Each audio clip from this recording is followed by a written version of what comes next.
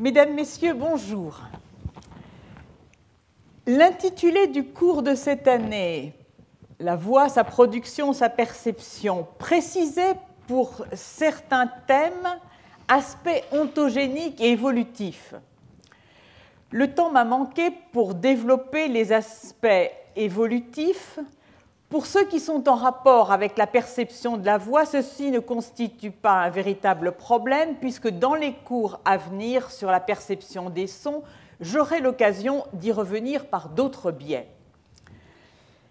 Il en va autrement pour ce qui concerne les productions sonores, l'origine évolutive des productions sonores à caractère social qui nous ont intéressés jusqu'ici. Or, des travaux récents ont proposé une origine évolutive tout à fait intéressante qui mérite qu'on s'y attarde.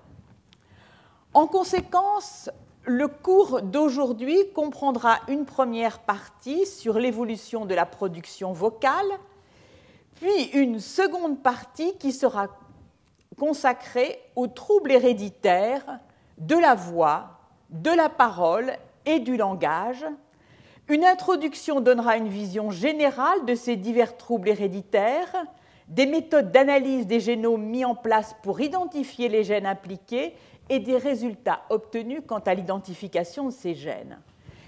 Puis ensuite, on zoomera en quelque sorte sur un gène particulier, le gène FOXP2, car il a véritablement précipité tout ce champ dans la recherche des bases moléculaires de la production et de la perception de la parole et du langage.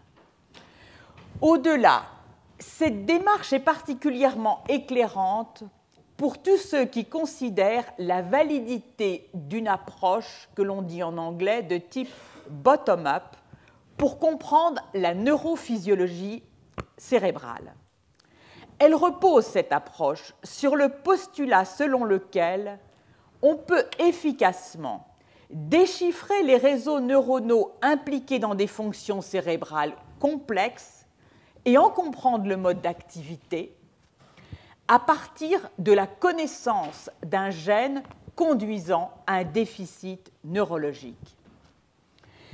Et la démarche que nous allons voir, qui concerne le gène FOXP2, est en quelque sorte emblématique de toute une recherche en neurosciences qui s'appuie sur la neurogénétique humaine pour comprendre le fonctionnement cérébral. Alors, avant d'entrer dans le vif du sujet, j'aimerais attirer votre attention sur le séminaire que donnera ensuite Androuch Kral de Hanovre, où il discutera la représentation corticale de l'information temporelle, les effets de l'expérience auditive. C'est un très grand spécialiste de ce domaine. Je vous invite à écouter son séminaire après le cours. L'origine évolutive des productions sonores à caractère social. Nous allons nous intéresser aux questions suivantes. Quelles sont les espèces qui produisent de telles vocalisations parmi les vertébrés? Quels sont les mécanismes de production sous-jacents dans les diverses espèces? Quels sont les circuits neuronaux impliqués? Peut-on tracer un chemin évolutif entre ces différents circuits? Quelles sont les espèces qui produisent de telles vocalisations parmi les vertébrés? Juste pour vous rappeler qu'il y a deux grandes classes de vertébrés, celle des sarcoptérygiens que vous voyez ici, qui comprend les mammifères, les batraciens, les oiseaux, les reptiles et le représentant le plus ancien de tous, le sélacanthe. Et puis l'autre classe est celle des actinoptérygiens, qui comporte tous les poissons, avec les téléostéens, qui sont de loin les plus nombreux. Sur ce schéma d'un piranha, vous voyez en clair, alors attendez, je vais passer dans un autre mode. Vous voyez ici en clair un organe que l'on appelle la vessie natatoire. Vous la voyez ici disséquée. c'est un sac à parois minces empli de gaz. Elle contient plusieurs gaz dont la composition est différente d'une espèce à l'autre. Elle est issue d'une invagination de l'ésophage pendant l'embryogénèse, puis elle s'isole ensuite de l'ésophage. C'est un organe des poissons osseux. Pour les poissons osseux, cette vessie a un rôle très important. Elle ne les oblige pas à nager en permanence pour ne pas couler au fond de l'eau. Les poissons qui vivent au fond de l'eau n'ont pas de vessie natatoire. La vessie natatoire détermine la profondeur à laquelle le poisson flotte. Dans les profondeurs, la pression qui s'exerce sur le poisson est considérable. Le volume de la vessie diminue considérablement et la densité de son gaz est multipliée jusqu'à 200 fois à 2 km de profondeur. Là, la flottaison est quasiment nulle. Lorsque le poisson remonte à la surface, la pression qui s'exerce sur lui diminue, le gaz de la vessie natatoire se dilate, la vessie augmente, il flotte. Mais la vessie natatoire a une autre fonction. Elle est multifonctionnelle, comme beaucoup d'innovations biologiques qui s'apparentent souvent à l'effet qu'on pourrait appeler couteau suisse. Si l'on plonge un hydrophone à proximité de piranhas contenus, donc de piranhas, on va entendre la chose suivante. Ah, est-ce que le son a été mis? J'ai un doute.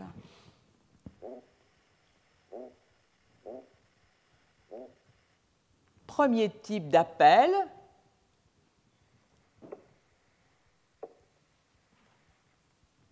Là, cette fois-ci, il s'agit de bruits brefs, donc complètement différents. Donc, ces animaux, ces piranhas, émettent des cris de détresse, de chasse, des appels en période de reproduction. Eh bien, ceci est dû à la contraction de la vessie natatoire. Ceci était observé chez 109 des 800 espèces de poissons téléostéens connus. Elle joue donc le rôle d'un organe sonore, c'est un organe vibratoire et non une caisse de résonance. Elle crée des vagues de pression dans l'eau environnante. Passons aux batraciens. Il existe un dimorphisme sexuel dans les vocalisations des grenouilles. Deux types de vocalisation, un appel à la reproduction que ne produisent que les mâles et un autre qui est dit de type tic-tac, produit par les deux sexes. Celui qui nous intéresse tout particulièrement est celui qui correspond à l'appel à la reproduction produit par les mâles. Il correspond à un bref claquement de disques situés dans le larynx, claquement produit par la tension des muscles du larynx et dont la fréquence est de 71 Hz. Cet appel dépend totalement des androgènes, la castration le supprime, la réintroduction des androgènes le restaure. Je passe sous silence dans les productions le syrinx des oiseaux que nous avons vu la semaine dernière. Voyons maintenant quels sont les mécanismes de production de ces productions sonores. Chez les batraciens. Chez les batraciens, lorsque l'on enregistre pour les diverses productions sonores le son, la réponse électrique des nerfs qui innervent les muscles, et là, ici à nouveau, le son et la réponse musculaire, on voit qu'elles sont strictement corrélées au plan temporel. C'est une réponse 1 pour 1 pour 1, 1 pour le pic de potentiel d'action, pour la contraction musculaire et pour l'émission du son. Alors, ce qui a été fait, c'est d'essayer de déterminer quels étaient les différents centres cérébraux impliqués dans ces productions sonores. Une des approches que nous avons vues lors d'un cours passé, qui est maintenant très développée, consiste à refroidir certains centres cérébraux et à regarder comment ce refroidissement, si ce refroidissement et comment ce refroidissement modifie les productions vocales. C'est ainsi que l'on peut caractériser les différents centres impliqués. Ce cladogramme résume les divers embranchements et leurs appels. Alors, en ce qui concerne les neurones moteurs, chez les actinopérygéens, le nerf impliqué dans la contraction des muscles que nous avons vus est le nerf vocal. Chez les batraciens et les mammifères, c'est le nerf vagal. Chez les oiseaux, c'est le nerf hypoglosse. Des études récentes effectuées chez les larves des téléostéens ont permis de confirmer une hypothèse développée depuis longtemps. Ces études ont localisé, d'une part, les neurones moteurs vocaux, abrégés ici en VMN, et qui s'étendent entre le 8e rhombomère et la moelle épinière, et d'autre part, puisqu'il y a des neurones moteurs qui agissent de façon cadencée, ceci indique que leur activité est dirigée par des neurones pacemakers, que l'on voit ici, abrégés en VPN, et au-dessus des neurones pré-pacemakers abrégés en VPP.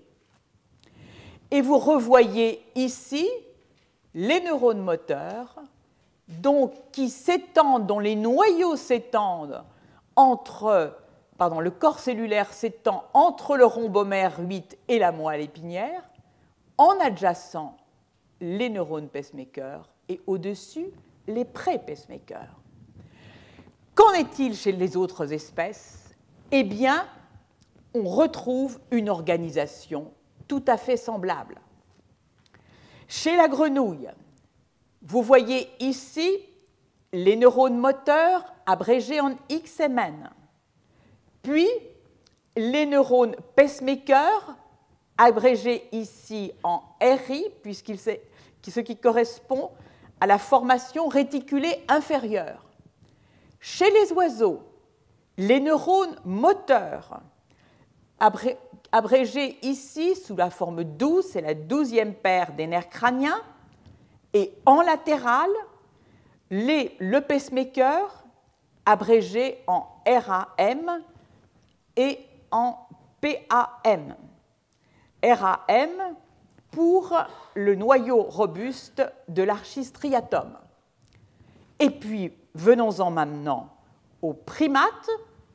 On voit ici, au stade embryonnaire, le noyau qui contient les neurones moteurs, qui est le noyau ambiguus, et puis les deux pacemakers abrégés en DRT pour noyau rétro-ambigus et en RAB pour rétro-ambigus et DRT pour noyau dorsal réticulé.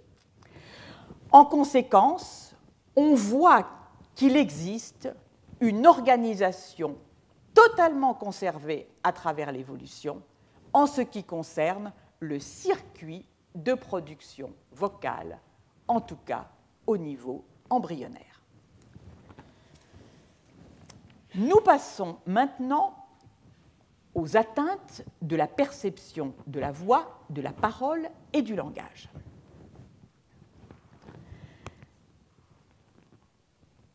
Quelles en sont les origines? Alors on a tendance à l'oublier, mais une des causes majeures, et même la cause majeure chez la personne vieillissante, des anomalies de la perception et de la production de la voix, de la parole et du langage est la malentendance. Quant aux atteintes auditives congénitales sévères ou profondes, elles rendent particulièrement difficile l'acquisition d'une voix de qualité, d'une parole harmonieuse et du langage oral chez le jeune enfant. Chez l'adulte qui perd l'audition, la faillite de la boucle audio-phonatoire, celle qui passe par les voies aériennes, affecte la production de la parole. Nous aurons l'occasion d'y revenir dans un cours ultérieur qui se concentrera sur les différentes formes de surdité. Et puis, il y a bien sûr, en ce qui concerne la voix, toutes les anomalies de production de la voix, toutes les atteintes de la phonation, les dysphonies. Je le regrette pour certains collègues, mais elles ne seront pas discutées ici. En ce qui concerne la voix, il y a des anomalies de perception de la voix décrites dans l'autisme.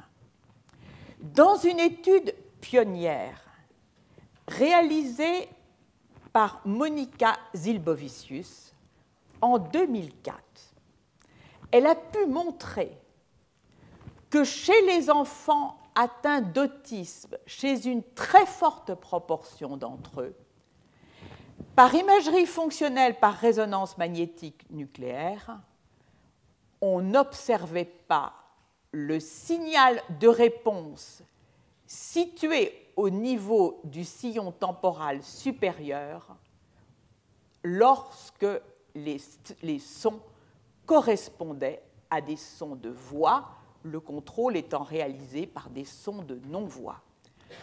Il s'agit maintenant de travaux qui ont été répliqués à grande échelle, mais donc il s'agit de travaux importants. Bien sûr, ce que l'on aimerait savoir, c'est qu'en est-il de la reconnaissance des visages et est-ce que le lien dont je vous ai parlé entre reconnaissance des visages et reconnaissance de la voix, le lien de fibres dont je vous ai parlé, est atteint ou non chez les enfants donc, qui sont atteints d'autisme. Alors, maintenant, j'en viens aux anomalies de la production de la parole et du langage. Il y a tout d'abord le bégaiement, répétition involontaire de syllabes avec prolongation de leur temps d'émission et pause dans les énoncés. Le bégaiement disparaît généralement avec l'âge, mais il persiste chez environ 20% des personnes. Les fonctions linguistiques sont habituellement normales, c'est donc un trouble strict de la production de la parole. Viennent ensuite les désordres dans les sons de parole produits, abrégés en anglais, par SSD. Il s'agit des difficultés rencontrées dans la production de mots, de sons de parole appropriés. Le plus souvent, il s'agit d'omission ou de substitution d'un petit nombre de sons spécifiques. Ceci est très commun chez le jeune enfant et persiste chez environ 4% d'entre eux jusqu'à l'âge de 6 ans. Ces désordres dans la production des sons de parole ont des traits communs que l'on retrouve dans ce qu'il convient d'appeler les déficits spécifiques du langage, abrégés en anglais par SLI, les dyspraxies développementales, abrégées en DVD, et les apraxies de la parole de l'enfance, abrégées en CAS. La dyspraxie verbale et l'apraxie de la parole chez l'enfant se manifestent par la difficulté à effectuer des mouvements coordonnés du visage, mouvements qui sont nécessaires à la production de la parole.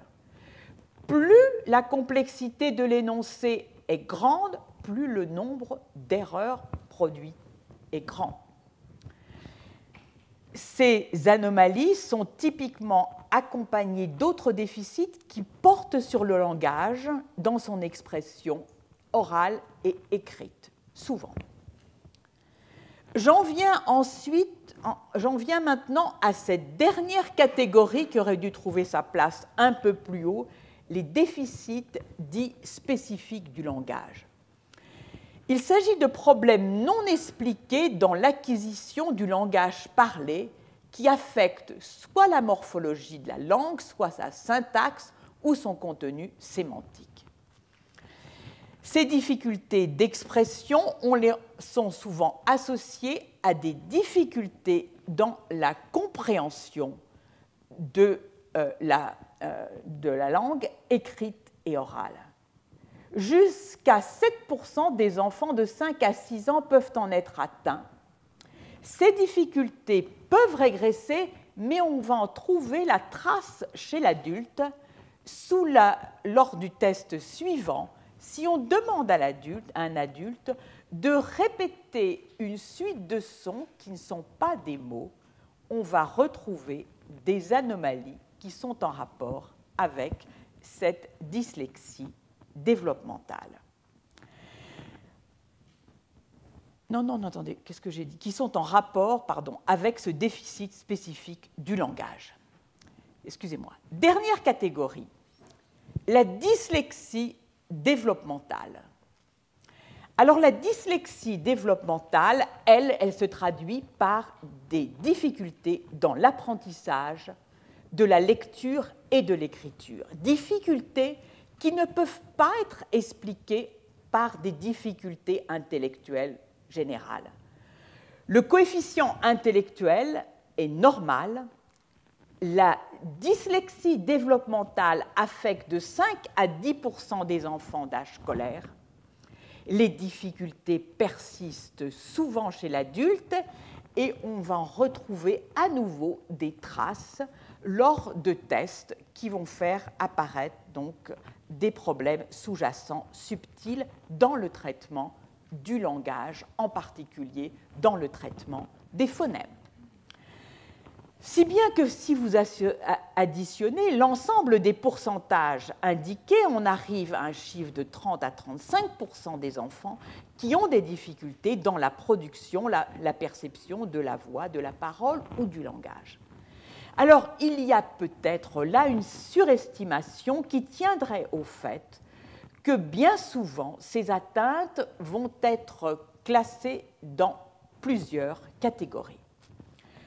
Par conséquent, ceci conduirait à accroître le pourcentage que l'on obtient en effectuant la simple somme des différents pourcentages. Et l'exemple que nous allons voir, de façon plus détaillée, l'atteinte du gène FOXP2 est une illustration des difficultés qu'il y a à catégoriser ces différentes atteintes. Pour chacun de ces handicaps, plusieurs gènes ont été identifiés comme conférant une susceptibilité à une ou plusieurs de ces atteintes. Et on retiendra donc que la génétique, en quelque sorte, efface les frontières que la clinique pose pour établir ces classifications. Lorsqu'un gène, à lui seul, a été observé comme responsable d'une atteinte, en règle générale, les effets sont majeurs et ce gène, l'atteinte de ce gène, ne rend compte que d'une toute petite fraction des enfants atteints. Alors nous allons voir très brièvement quelles sont les méthodes qui permettent de rechercher les gènes en cause. Dans la phase initiale de ces recherches, en l'absence de toute information sur les gènes susceptibles d'être impliqués dans ces déficits, puisqu'on ignorait tous des mécanismes biologiques sous-jacents, l'identification des gènes de susceptibilité s'est appuyée et continue très largement de s'appuyer sur des méthodes que l'on dit non biaisées, traduisait sur des méthodes sans aucune hypothèse fonctionnelle sous-jacente. Méthodes qui reposent sur la stricte analyse génétique et génomique. On peut les diviser entre deux grandes classes, les analyses de liaison génétique et les analyses d'association. Les analyses de liaison génétique, elles vont permettre d'identifier la région chromosomique dans laquelle se trouve le gène de susceptibilité. Ces analyses de liaison génétique s'appuient sur l'étude de familles dont plusieurs membres sont atteints. Elle utilise des marqueurs polymorphiques appelés aujourd'hui SNP pour Single Nucleotide Polymorphism, qui sont répartis sur l'ensemble du génome. Ce sont des sortes de balises qui ont des formes différentes d'un individu à l'autre. Aujourd'hui, on dispose de dizaines de milliers de ces marqueurs polymorphiques. Et on va ainsi pouvoir étudier quelles sont les régions qui sont transmises avec l'anomalie, enfin, disons le phénotype, l'atteinte, dans différentes familles. Le cas extrême, par sa simplicité, est celui que vous voyez ici. Un seul gène est impliqué, est à l'origine de la maladie ou du handicap. On peut analyser alors de grandes familles et on va identifier un segment chromosomique, ici encadré, qui est commun à toutes les personnes atteintes et que l'on ne retrouve pas chez les personnes non atteintes. Ces atteintes dues à un seul gène sont dites monogéniques. Mais lorsqu'on a affaire à des maladies complexes dans lesquelles plusieurs gènes concourent à des degrés divers pour chacun d'eux au handicap, et c'est la situation la plus fréquente, celle que l'on attend pour les handicaps que j'ai mentionnés plus haut, les grandes familles qui présentent de nombreuses personnes atteintes et qui sont tellement informatives dans les atteintes monogéniques deviennent tout à fait exceptionnelles. On a alors recours à l'analyse d'un grand nombre de petites familles que l'on appelle nucléaires, c'est-à-dire dans lesquelles on pourra analyser les parents et les enfants. Et on va comparer les régions génomiques à l'intérieur de chaque famille qui sont partagées entre les enfants atteints. On va ensuite examiner s'il existe une liaison significative entre les diverses régions identifiées sur un large ensemble de familles et la présence du handicap. Alors, l'analyse des données se fait sous différents modèles. Modèle dit paramétrique, dans lequel on fait une hypothèse sur le mode de transmission du handicap. On va, par exemple, lors de l'analyse, analyser dans un contexte dans lequel le modèle va être une transmission dominante ou une transmission récessive. Et un modèle non paramétrique dans lequel le résultat n'est pas contraint par une hypothèse sur le mode de transmission. L'analyse de liaison génétique est très puissante.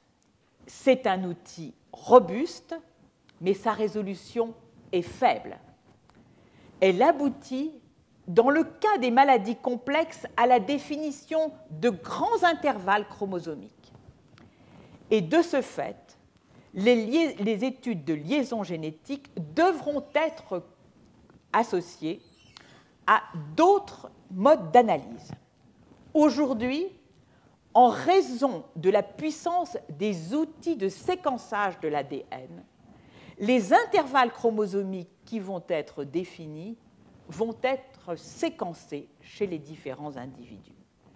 Et même, on tend plus généralement à séquencer l'ensemble du génome, si on en a les moyens, ce qui permettra non seulement de faire le type d'analyse génétique dont je vous ai parlé, mais aussi de pouvoir identifier des gènes qui peuvent moduler l'expression des premiers. Alors, les analyses d'association, que sont-elles? Elles sont fondées, elles, sur une idée tout à fait différente. C'est l'idée que des variants génétiques particuliers sont des facteurs de susceptibilité. Cas extrême, extrêmement simple aussi. Un variant est nécessaire et suffisant pour qu'un handicap survienne.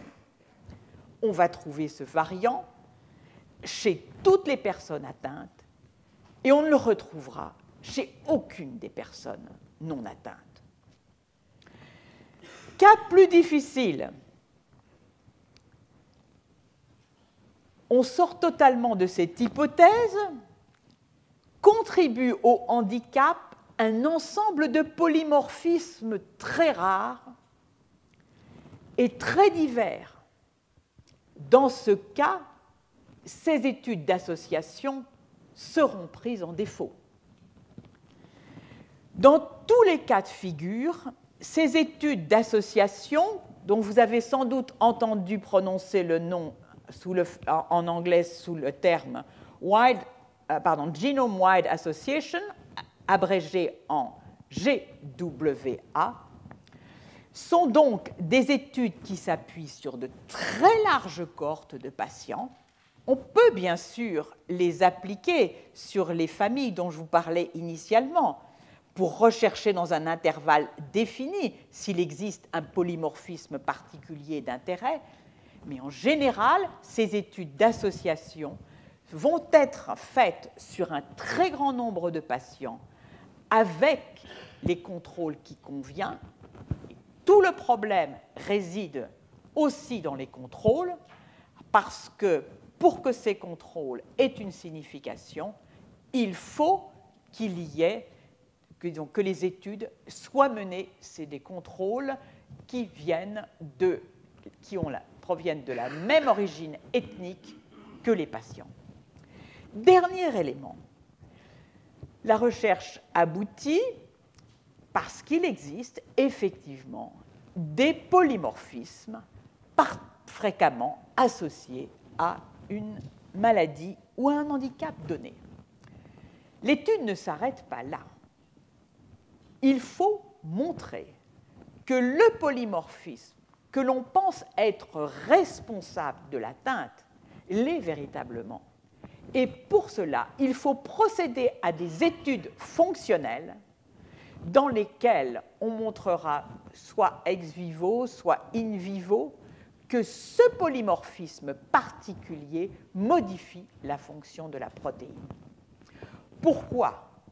Parce qu'en réalité, compte tenu de la fréquence de recombinaison qui a lieu sur les génomes, vous pouvez parfaitement tracer un polymorphisme donné qui est présent dans une séquence codante, mais que soit associé un autre polymorphisme que vous n'avez pas vu ou pas exploré, situé dans une région non codante, et que l'effet soit non pas lié au polymorphisme de la phase codante, mais de la phase non codante qui ségrège, parce qu'il est très proche sur le chromosome, qui ségrège constamment avec l'autre polymorphisme.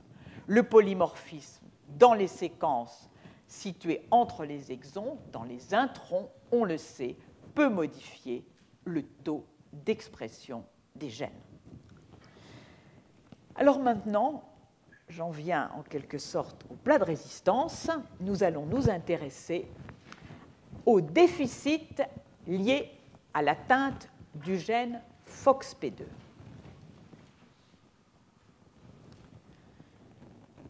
En 1990 est décrite une large famille,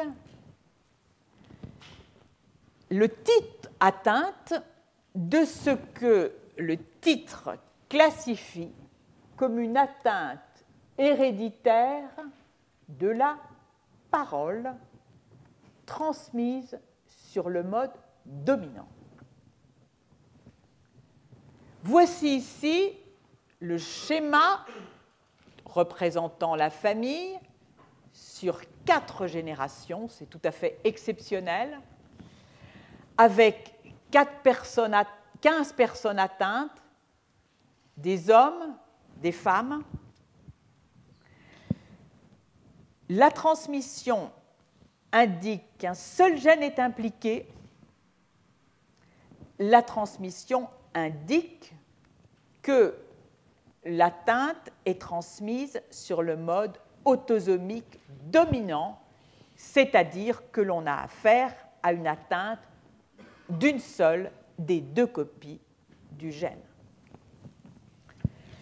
Chez les individus atteints, les auteurs notent une absence de fluidité de la parole, une parole souvent simple, dont le contenu lexical est restreint, avec des difficultés dans la construction grammaticale des phrases. Mais ils attribuent l'ensemble des problèmes à des difficultés dans les mouvements articulatoires rapides du visage qui sont indispensables à la production de la parole. Ces personnes, disent-ils, n'ont pas de difficultés réelles pour comprendre la parole. Certaines auraient un QI subnormal, mais ils vont conclure à une apraxie verbale développementale et pas véritablement à un défaut linguistique. 12 ans après, et entre les deux, le gène a été cloné, comme vous allez le voir.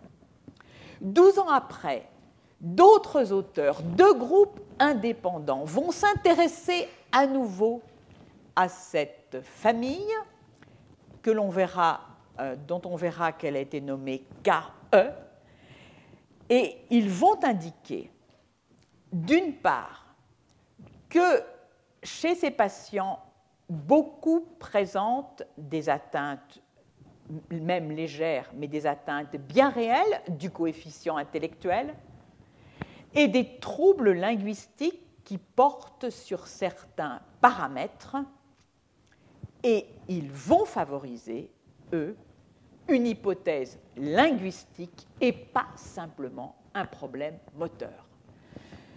Ce qui est vraiment évidemment beaucoup plus intéressant pour les chercheurs qui s'intéressent aux circuits du langage. Ce même débat, nous le verrons dans l'interprétation des tests. Dans l'interprétation, là, il s'agit de l'interprétation symptomatologique, mais ce même débat, nous le verrons, va agiter l'imagerie fonctionnelle par résonance magnétique nucléaire, enfin l'imagerie fonctionnelle de façon générale dans ces interprétations. Alors j'en viens maintenant à l'identification du gène en cause. Très classiquement, c'est une forme d'atteinte monogénique. On va rechercher quelle est la région commune aux différents individus atteints, la région génomique commune, et qui est absente chez les non-atteints. Et c'est ainsi qu'est définie une région sur le bras long du chromosome 7, longue de 5,6 centimorgans, présente en 7q31, et le locus correspondant est appelé locus impliqué dans des désordres de parole et de langage. 2001, le groupe de Tony en Monaco, en Angleterre, clone le gène. Une mutation est trouvée dans un facteur de transcription, un facteur qui régule l'expression des gènes. Ce facteur appartient à la famille des facteurs de transcription à domaine Fourcade d'où son abréviation FOX. Parmi ces gènes, il existe une sous-famille de 4 membres, une qui comporte 4 membres et que l'on a appelée FOXP. Les 4 membres sont présents chez tous les vertébrés, mais la drosophile et le nématode n'en ont qu'une copie. Le gène FOXP dont il s'agit va être appelé FOXP2 et la mutation qui est retrouvée est une mutation donc, qui ne porte que sur un seul allèle, mutation appelée R533H, mutation qui convertit une arginine en histidine. Fait intéressant, elle se trouve, cette mutation, dans le domaine qui lie l'ADN, c'est-à-dire le domaine du facteur de transcription qui va lier l'ADN pour réguler la transcription des gènes. Il s'agit là de forts arguments en faveur de l'implication du gène, cette mutation, mais bien sûr, cette découverte doit être étayée par d'autres résultats. Elle le sera par la découverte d'un réarrangement chromosomique de novo, c'est-à-dire qui n'est pas présent chez les parents et qui apparaît chez un enfant. Les parents ne sont pas atteints, mais l'enfant est atteint. Or, ce réarrangement chromosomique se situe en plein centre du locus FOXP2. En plus, 49 patients atteints de dyspraxie développementale ou classifiés comme tels. Chez 49 patients, on va étudier l'ADN du gène correspondant et chez l'un d'entre eux, une mutation, cette fois-ci une mutation non pas simple qui change un acide aminé, mais une mutation très sévère, puisqu'il s'agit d'une mutation STOP, située en position R528, qui va tronquer la protéine, en tout cas elle est prédite comme telle, est trouvée. Donc au total, les résultats génétiques sont extrêmement robustes. Le gène FOXP2, quand les deux copies de ce gène doivent être actives chez les individus pour qu'il n'y ait pas de défaut de parole et de langage. Un an plus tard, deux groupes, dont celui de Svante Pääbo, un spécialiste de l'analyse des génomes, vont s'intéresser à un point majeur, à savoir la conservation à travers l'évolution de ce gène, qui avait été noté d'emblée. Voici ici la séquence en acides aminés de la protéine correspondante. Là, le domaine de liaison à l'ADN, il est parfaitement conservé de l'homme à la souris. Ici, une suite de glutamines qui forment donc une région de polyglutamine. De temps à autre, on peut, en fait, il y en a 2 blocs comme ça de polyglutamine. De temps à autre, on peut trouver une polyglutamine en plus ou en moins. Mais si l'on s'intéresse aux modifications entre l'homme et la souris, il n'y a que 3 acides aminés qui diffèrent. Un acide aminé que vous voyez ici, qui est propre à la souris, et 2 autres qui sont les mêmes du chimpanzé à la souris, mais qui sont différents chez l'homme. 2 acides aminés qui ne sont pas présents chez le chimpanzé, mais qui sont présents chez l'homme. Ceci indique une accélération considérable de l'évolution de ce gène, FOXP2, après disons, la divergence du chimpanzé, de l'embranchement du chimpanzé par rapport à celui de l'homme, ici indiqué 6 à 8 millions d'années, certains prétendent 5 à 6 millions d'années pour l'ancêtre commun. Ces mutations qui portent sur ces deux acides aminés, quelles sont-elles? Il s'agit de la mutation en position 303 et en position 325 d'une thréonine en asparagine et d'une asparagine en sérine. Ce schéma représente la même chose. Alors, si on s'intéresse à ces gènes qui évoluent très vite, on en connaît dans la lignée humaine. On en connaît 5 au total, qui ont subi une accélération évolutive.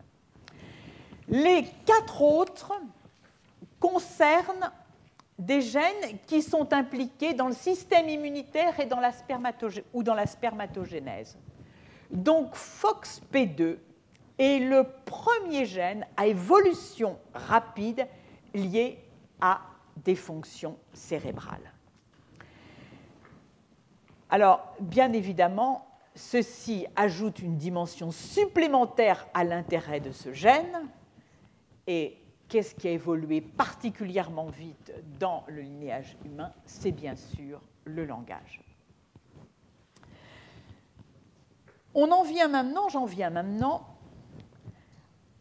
à la recherche des anomalies anatomiques éventuelles associées à la mutation du gène FOXP2.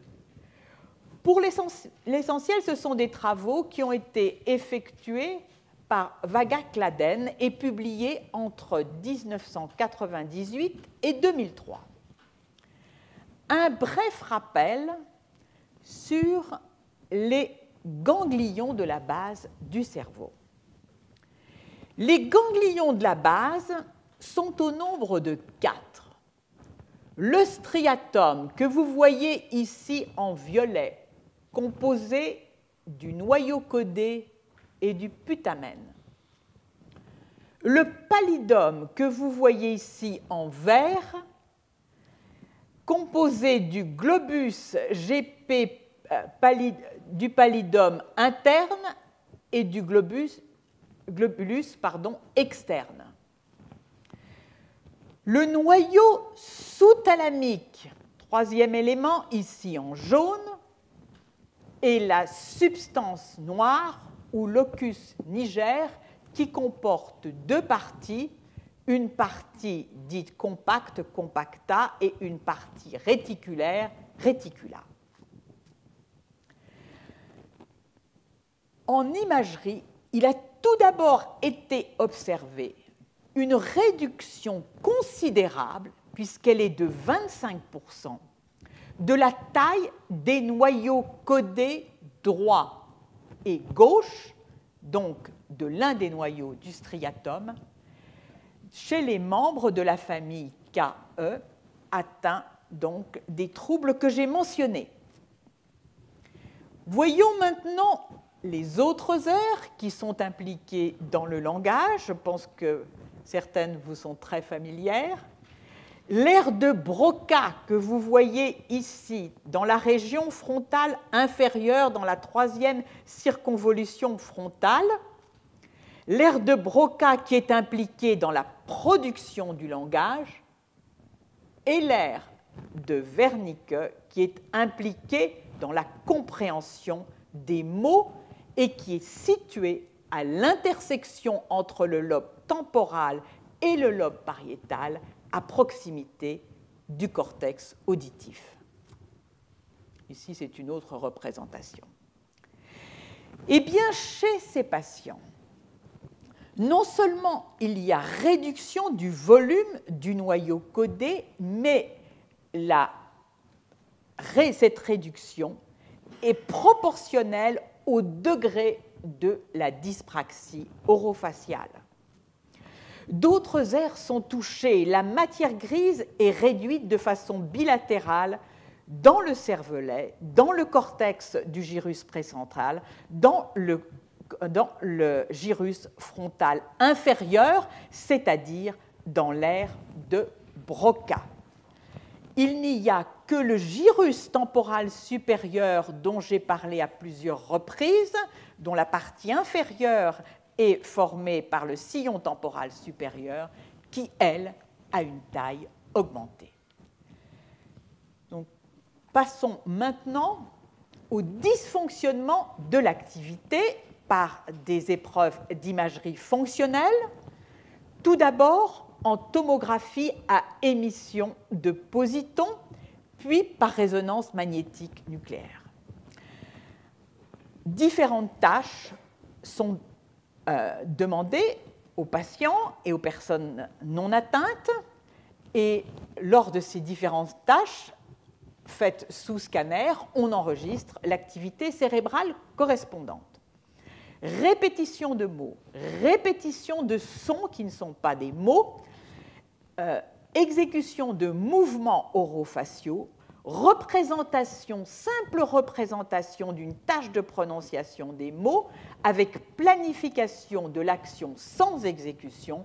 Dans tous les cas, on observe des différences dans les régions cérébrales activées chez les personnes atteintes et non atteintes. Alors, dans un premier temps, les expériences ont montré et ont insisté sur les atteintes allant dans le sens de l'hyperactivité ou de l'hypoactivité portant sur les aires motrices. Cette aire prémotrice, ici, et puis dans l'hyperactivité, à nouveau le cortex prémoteur, le noyau codé dans sa partie dite de tête et dans sa partie dite de cas, l'aire de Broca. Donc, une atteinte fonctionnelle du cortex moteur des aires motrices, et de ce fait, en raison de la fonte des ganglions de la base et tout particulièrement du noyau codé, les auteurs ont proposé que le circuit, c'est un circuit hypothétique, le circuit atteint chez les patients, est un circuit qui va des ganglions de la base au thalamus et au cortex moteur, en passant à travers plusieurs ganglions de la base. Puis, les tâches se complexifiant, il a bien fallu se rendre à l'évidence du fait que n'étaient pas simplement impliquées des anomalies, n'étaient pas seulement présentes des anomalies dans le cortex moteur, mais lors de l'exécution d'autres tâches que j'ai mentionnées, des différences dans l'expression, dans l'activité cérébrale, au niveau du cortex visuel comme au niveau du cortex somatosensoriel.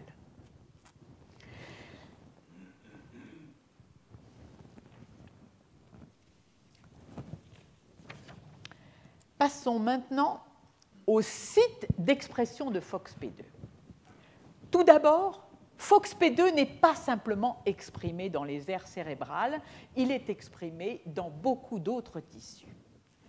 Mais dans les aires cérébrales, dans le cerveau humain, il est exprimé de façon très intense dans le striatum, ce qui va avec les défauts d'activation et la baisse du volume du noyau codé dont je vous parlais tout à l'heure.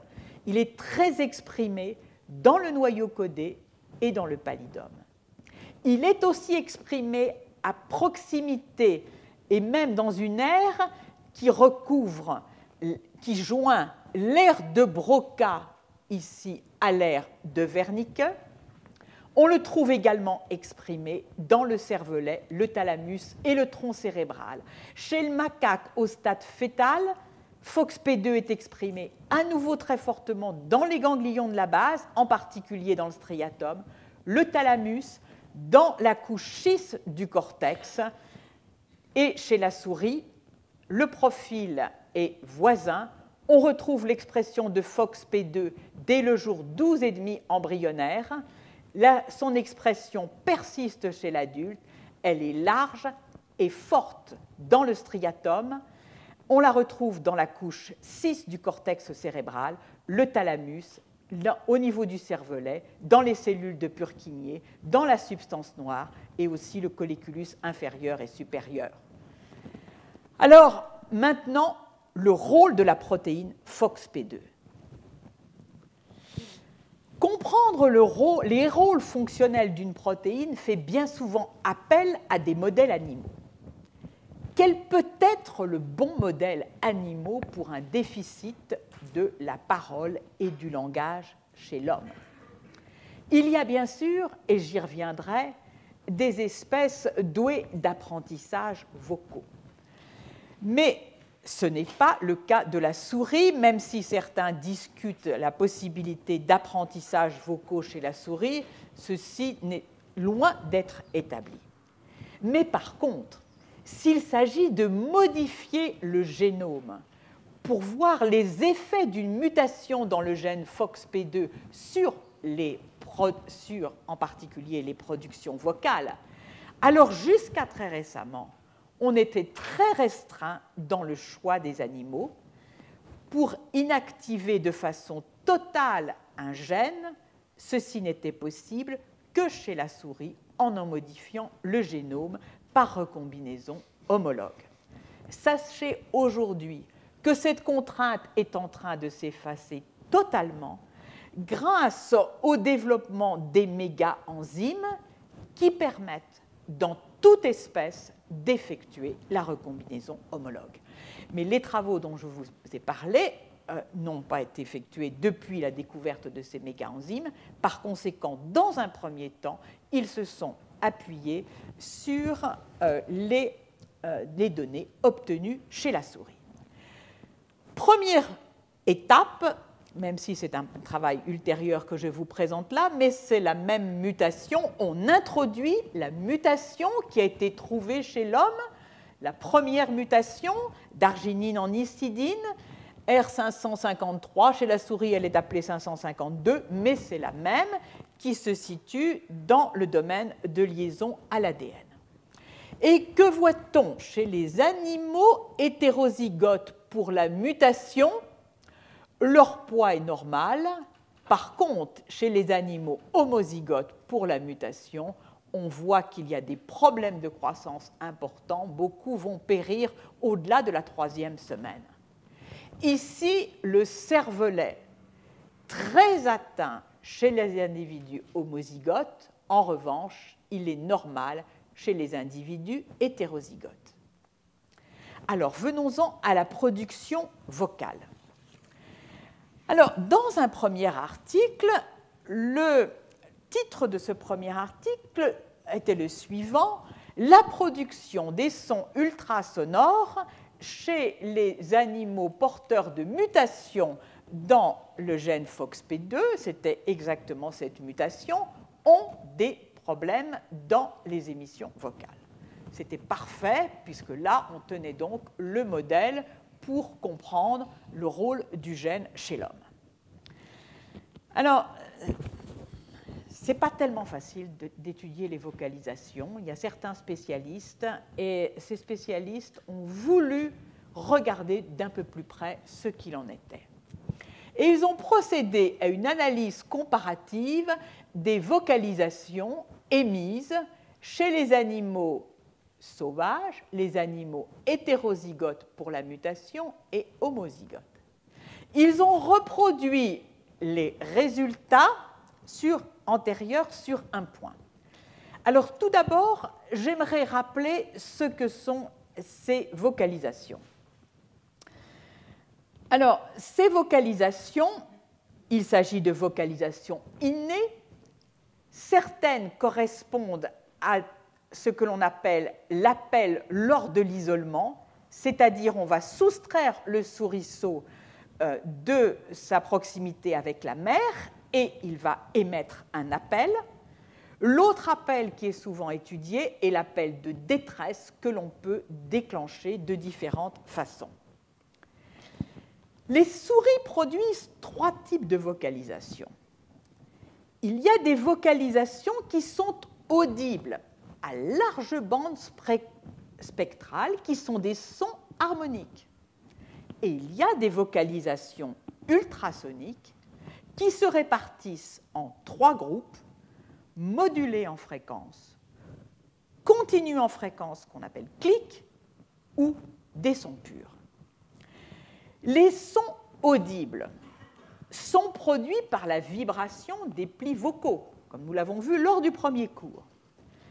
Quant aux sons ultrasoniques, il semble qu'ils soient générés par l'expiration à travers les cartilages aryténoïdes rapprochés mais sans vibration des cordes vocales.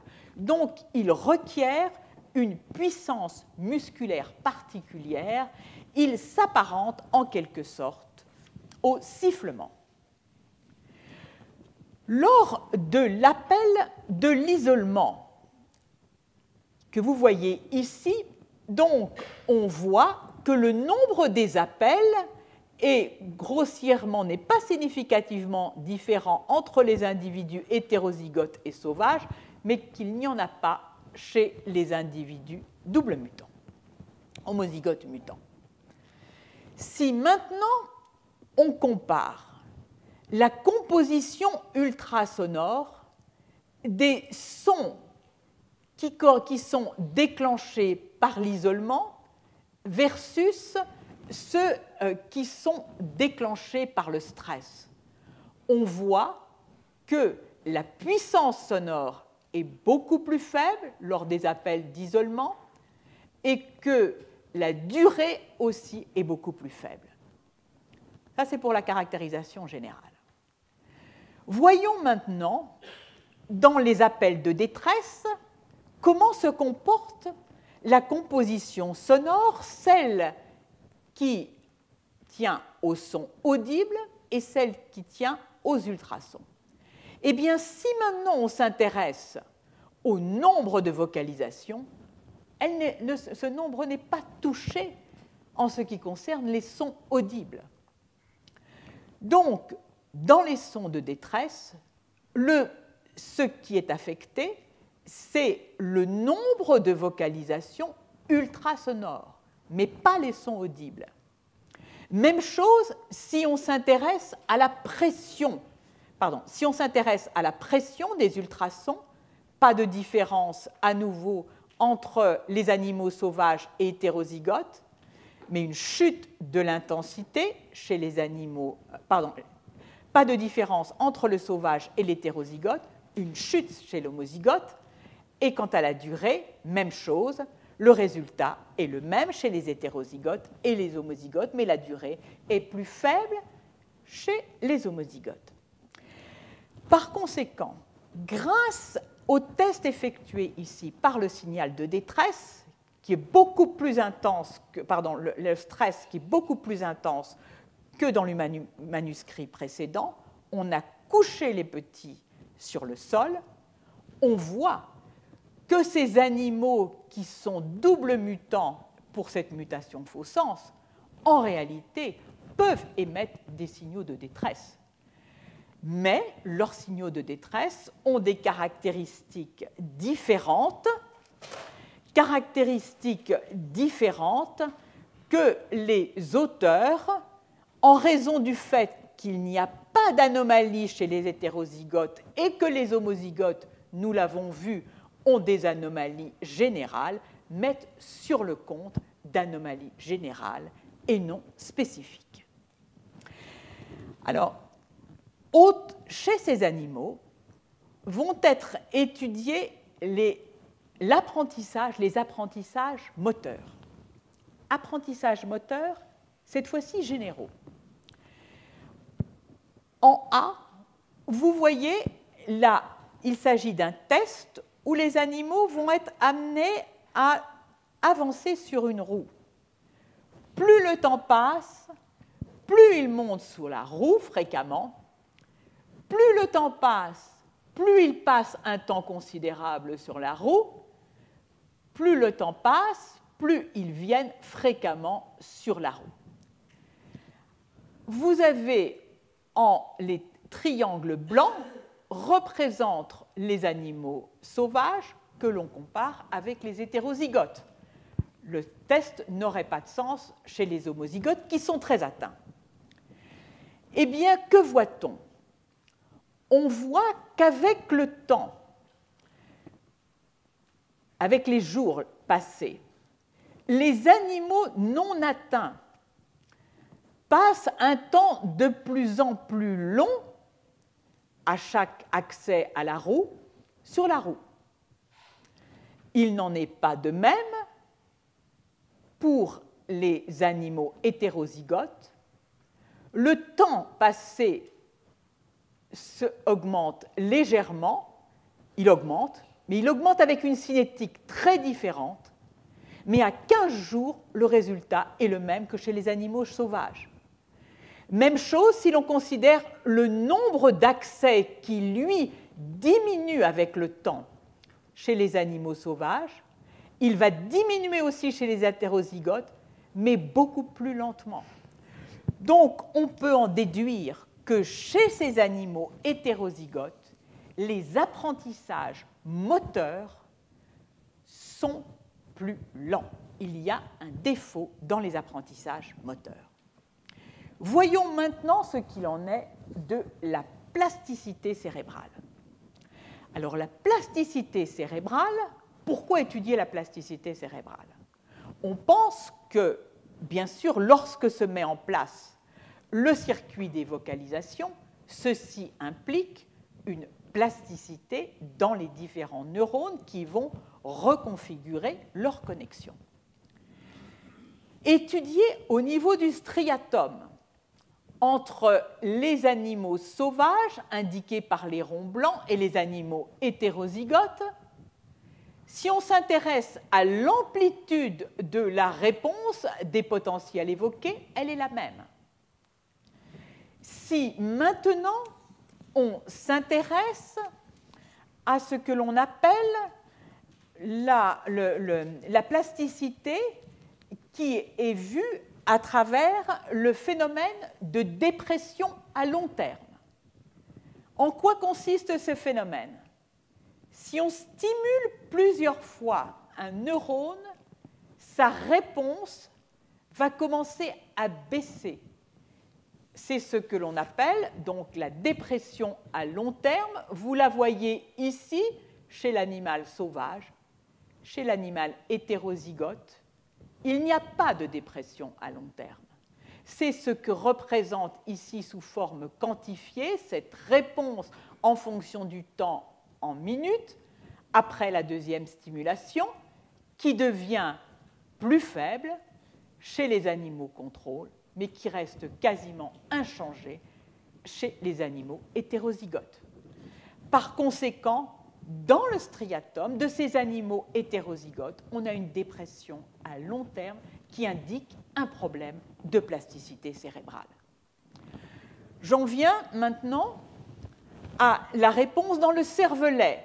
Brièvement, il n'y a pas d'anomalie de cette réponse de suppression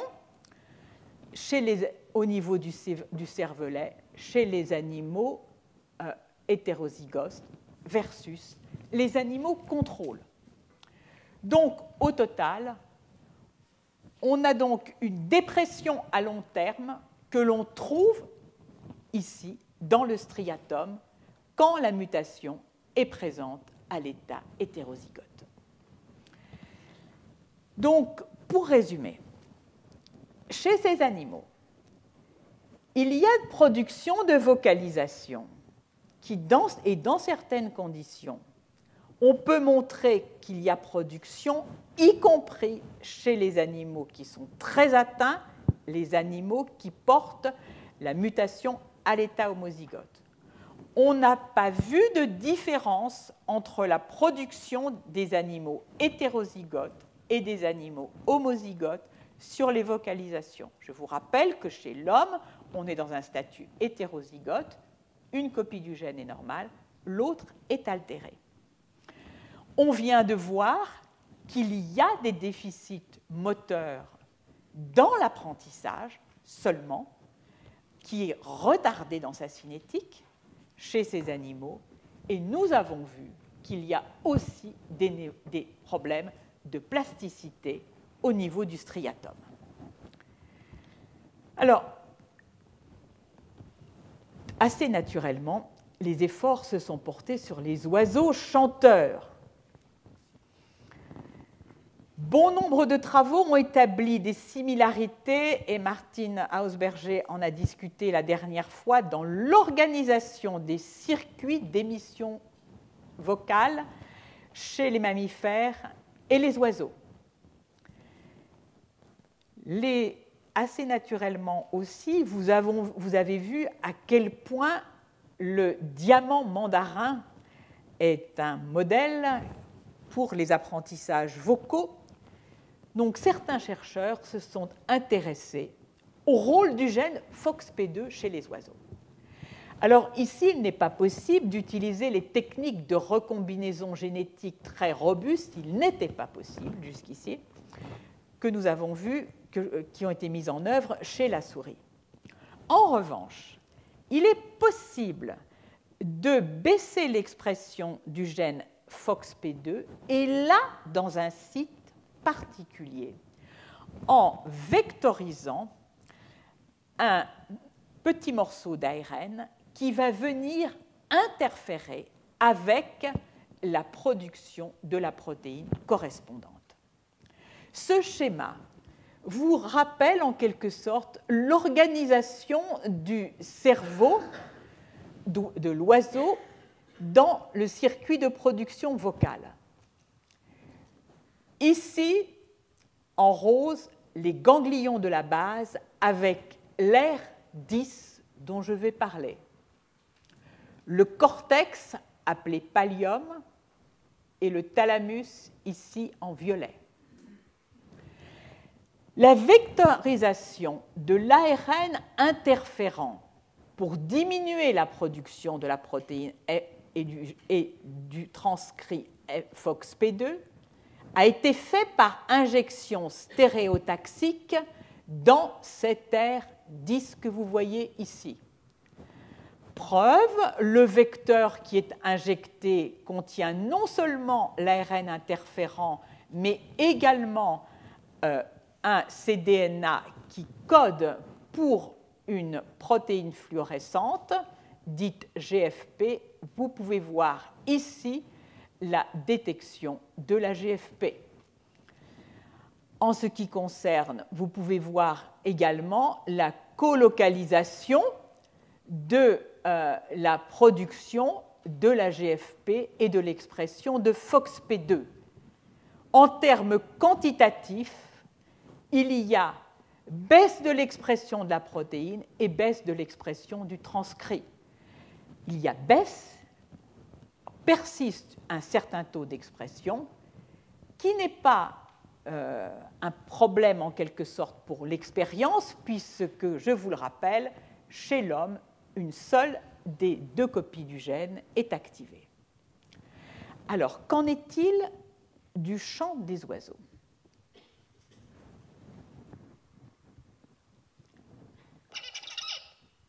Voilà le chant du tuteur qu'ils vont apprendre, et voilà le chant absolument identique lorsque l'ARN interférent n'est pas dirigé contre FOXP2. C'est un test contrôle, il est dirigé contre la protéine fluorescente dont je vous ai parlé. Maintenant, que se passe-t-il lorsque l'ARN interférent est dirigé contre FOXP2? Le tuteur, écoutez, après avoir reçu l'ARN interférent au niveau de l'air 10, voisin mais pas identique. Alors nous allons voir maintenant une suite de spectrogrammes qui ont pour but de caractériser les anomalies du spectrogramme après injection du RNA interférent qui donc baisse l'expression du gène FOXP2. Alors je vais un tout petit peu accélérer la présentation pour vous dire que sont modifiés. Alors, la similitude du score, vous voyez, est plus faible et sont modifiées à la fois les durées des syllabes et sont modifiés également les spectres des syllabes. Il n'y a pas de règle, toutes les syllabes peuvent être modifiées dans leur durée, dans leur hauteur, dans leur modulation fréquentielle. Même chose. Mais ce qui est particulièrement intéressant, c'est la cinétique d'apparition des anomalies. La cinétique d'apparition des anomalies est la suivante. Si on suit le score, c'est-à-dire le degré de similitude entre le champ émis et le champ du tuteur, chez les animaux contrôle, après l'éclosion, on voit que le score s'améliore continuellement. Chez les animaux qui ont reçu l'ARN interférent pour FOXP2, on voit que le score s'améliore, mais cesse de s'améliorer entre le jour 80 et le jour 90. Même chose si l'on s'intéresse à la variance dans la fidélité de la reproduction du son. Même chose, elle est constante, cette variance, chez les animaux contrôle. Pardon, excusez-moi, oui, elle est constante, mais la variance va s'élever, ça devient de plus en plus variable chez les animaux qui ont reçu l'ARN interférent FOXP2 et aux mêmes dates. En conséquence, ceci indique que chez les animaux, chez ces oiseaux, qui commencent leur apprentissage sensoriel à 35 jours après l'éclosion, il n'y a aucune différence, quel que soit le taux de FOXP2. Entre les jours 50 et 75, alors que l'expression de FOXP2 augmente considérablement dans le striatum, pas de différence non plus. Les différences apparaissent au-delà. Donc les différences ne sont pas véritablement dans l'apprentissage, en tout cas dans ces premières étapes, mais se situent dans le processus de renforcement de l'apprentissage moteur.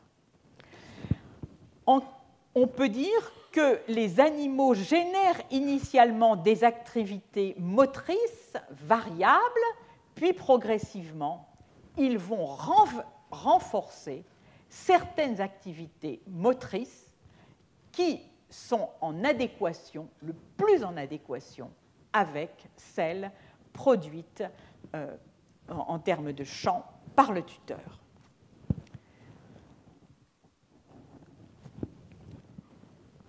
J'en viens à un article paru très récemment, dont l'idée est la suivante.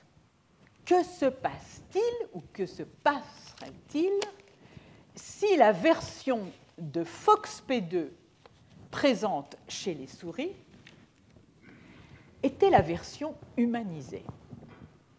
Qu'est-ce qu'on verrait comme modification? Eh bien, ces chercheurs, il s'agit d'un groupe, d'un travail qui a été mené par Svante Pääbo, pas très étonnant, c'est lui qui s'intéresse à tout ce qui est évolution des génomes et qui avait pointé cette évolution accélérée chez l'homme. Et donc, ce qui a été fait, c'est d'introduire les deux substitutions d'acides aminés qui n'existent pas chez la souris et qui sont présentes chez l'homme. On génère des souris hétérozygotes et des souris homozygotes. Bonne nouvelle, contrairement à tout ce qu'on a vu jusque-là, les homozygotes qui portent la version qu'on, dans notre jargon, on va nommer humanisée, se portent bien ils sont viables. Ils ne présentent pas d'anomalie anatomique et comportementale majeure. Autre nouvelle, ces souris qui portent les 2 copies du gène FOXP2 humanisé ne parlent pas. La surprise n'est pas très grande. Si vous en auriez entendu parler, si je puis dire, si tel avait été le cas, et on ne s'attend pas à ce qu'un gène modifie tout un réseau. Alors, le travail d'analyse de ces animaux mutants portant donc les 2 copies humanisées du gène est un travail en termes d'analyse fine du phénotype qui est tout à fait remarquable.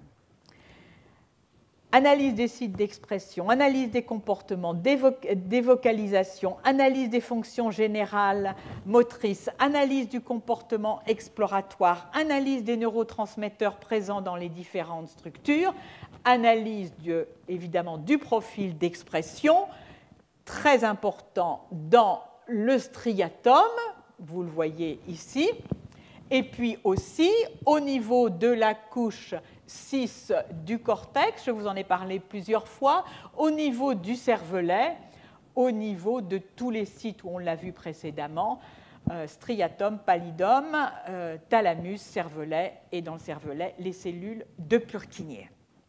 À chaque fois, ce que nous allons voir, c'est la comparaison, en tout cas dans un premier temps, des animaux sauvages et des animaux qui portent les 2 copies humanisées du gène FOXP2. Les vocalisations. Dommage, il n'y a pas de représentation, disons, véritable des vocalisations. On ne peut pas voir les tracer. Mais tout de même, il y a des modifications qui sont statistiquement significatives dans les vocalisations ultrasonores.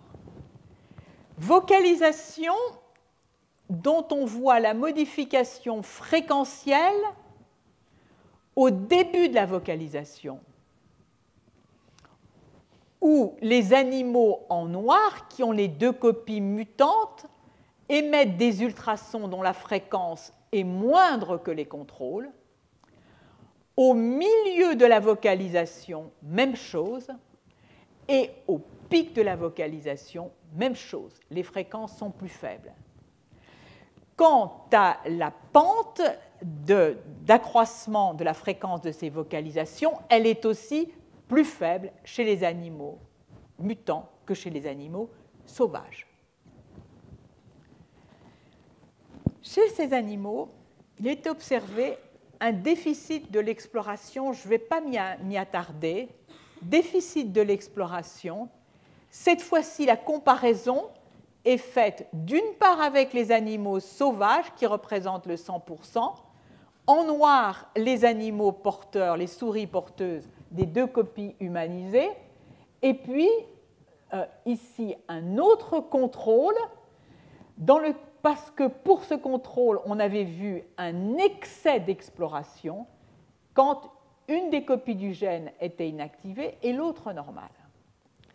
Alors, les auteurs donc soulignent ce déficit d'exploration et déficit qui est en quelque sorte corrélé avec une baisse de la concentration en dopamine chez les animaux qui portent les copies humanisées du gène versus les animaux qui ont une copie sauvage normale et l'autre inactivée qui, par rapport au contrôle, ont au contraire une concentration plus élevée de dopamine.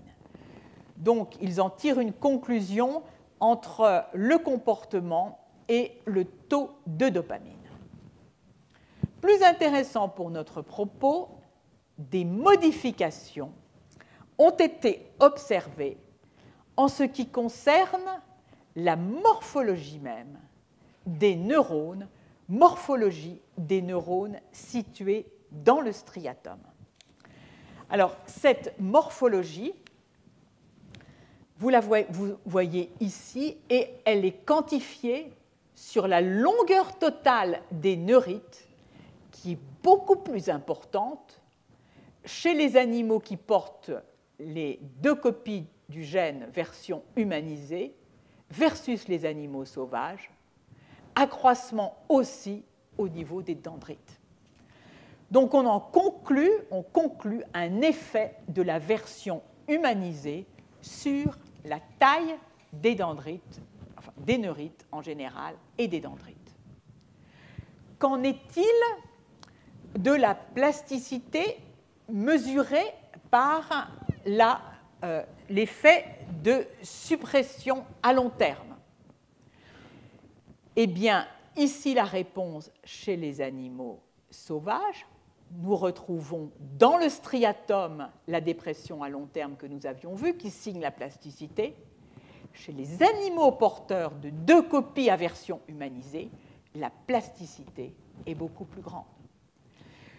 Donc, chez ces animaux, au total, on peut montrer qu'il y a un changement grâce à l'introduction des 2 mutations dans la longueur des neurites et dans la plasticité. Alors on aimerait bien, si on met d'abord tout ce qu'on vient de dire ensemble, ce qui a été observé chez les oiseaux et ce qui a été observé chez la souris, on peut dire que le gène FOXP2 paraît intervenir dans les apprentissages vocaux, dans le renforcement terminal des apprentissages vocaux.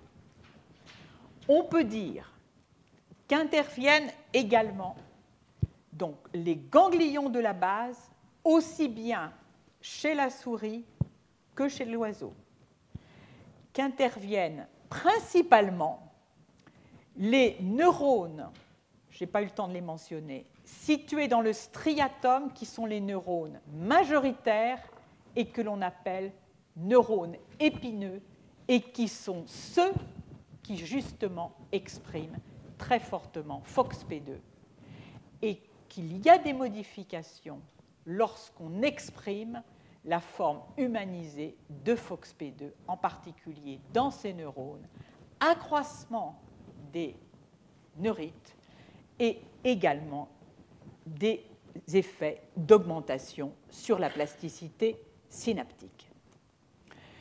Alors, arrivé là, on peut mesurer l'effort que ceci représente et je dirais aussi le degré de conviction des chercheurs, soutenus à la fois soutenus, je dirais, très largement par cette évolution très rapide de ce gène.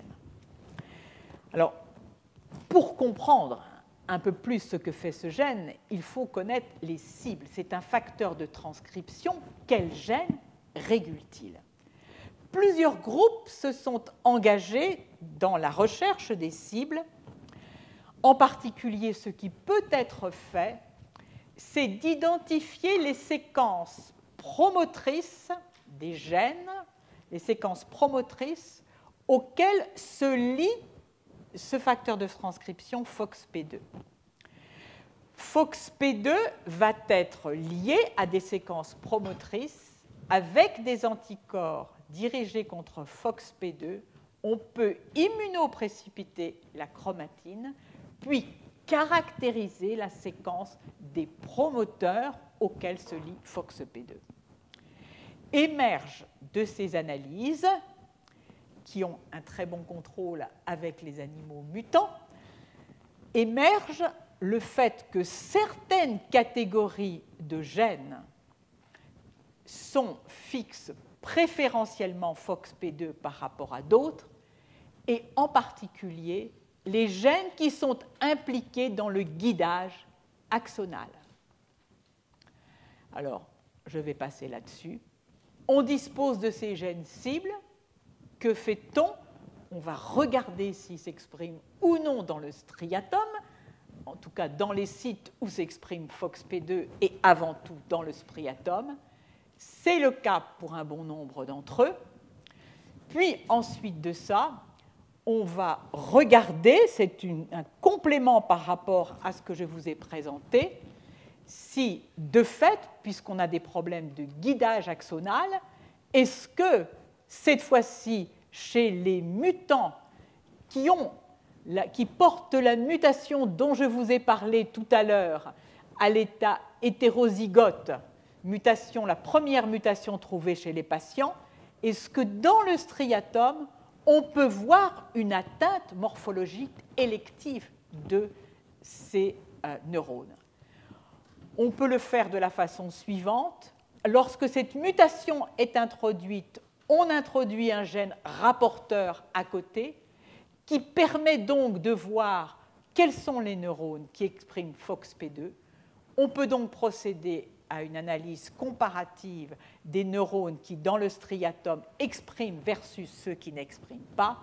Et là, on va retrouver, mais dans l'autre sens par rapport à ce que je vous ai dit sur le gène humanisé, des modifications dans la taille des neurites, dans le nombre de branches, qui sont cette fois-ci diminuées lorsqu'il y a une mutation qui modifie, qui baisse l'activité du gène FOXP2. Donc on a ici tout un ensemble de travaux qui montrent donc, qui incriminent vraiment qui semblent dire que dans ces atteintes, les ganglions de la base jouent un rôle absolument essentiel. Alors, pour terminer, il y a de quantité d'espèces, pas tant que ça d'ailleurs, qui sont capables d'apprendre des vocalises. Les oiseaux chanteurs, les éléphants, ce rat kangourou, les chauves-souris, les baleines, les dauphins, l'homme, bien sûr, on l'a largement vu.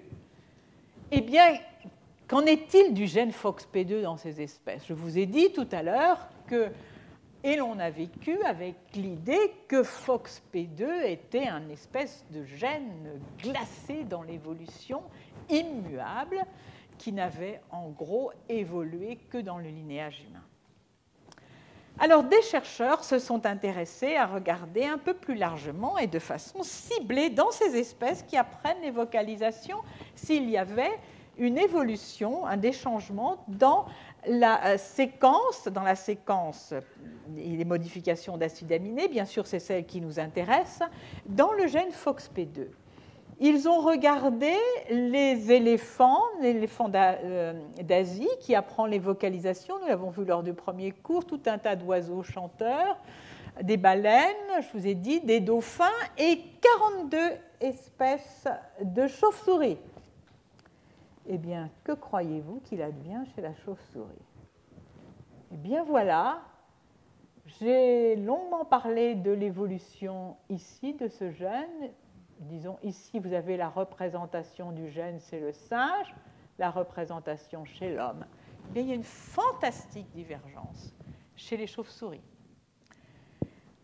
Considérable, 15 sur les 42 ont une modification, 15 sur les 42 espèces explorées, une modification très importante des acides aminés qui ne se situe pas dans le domaine de liaison à l'ADN.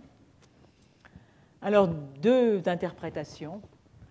Ou ce gène n'est plus soumis du tout à sélection chez la chauve-souris, il dérive comme il veut, mais quand on regarde la proportion des mutations synonymes versus non synonymes, on a exactement l'impression inverse, c'est-à-dire qu'il est soumis à une pression de sélection, et l'hypothèse est la possibilité qu'il existe une sélection positive qui pourrait être impliquée dans l'écolocalisation. Donc, une affaire à suivre, particulièrement, je trouve, passionnante. Et avant de terminer, puisqu'il s'agit de faire évoluer le langage chez l'homme, qu'en est-il de l'homme de Néandertal? Eh bien, chez l'homme de Néandertal porte les deux acides aminés sur lesquels nous sommes concentrés qui existent chez l'homme. Mais est-ce qu'il parle? Eh bien, boucle sur le premier cours, on n'en sait rien, on a trouvé un ocioïde, ce n'est pas tout à fait suffisant pour trancher. Alors, on a des hypothèses en fonction des outils qu'il y a autour. En tout cas, sachez que dès l'homme de Néandertal, ces deux acides aminés sont là. Ces deux acides aminés sont là que font-ils s'ils ne participent pas au langage? Est-ce qu'ils sont impliqués dans d'autres fonctions? Rien n'est à exclure. Et pour terminer, j'aimerais dire que les modifications dont je vous ai parlé des deux acides aminés portent également sur les exons sur des nucléotides dans les exons flanquants.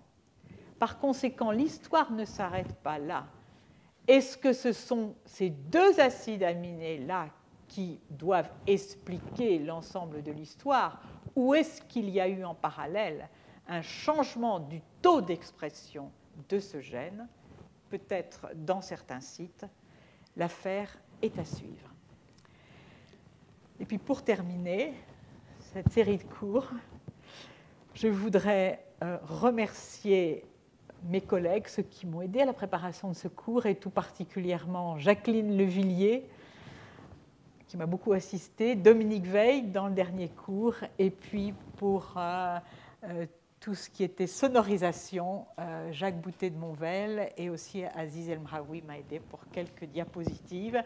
Et je vous remercie, vous, auditeurs, pour votre fidèle écoute.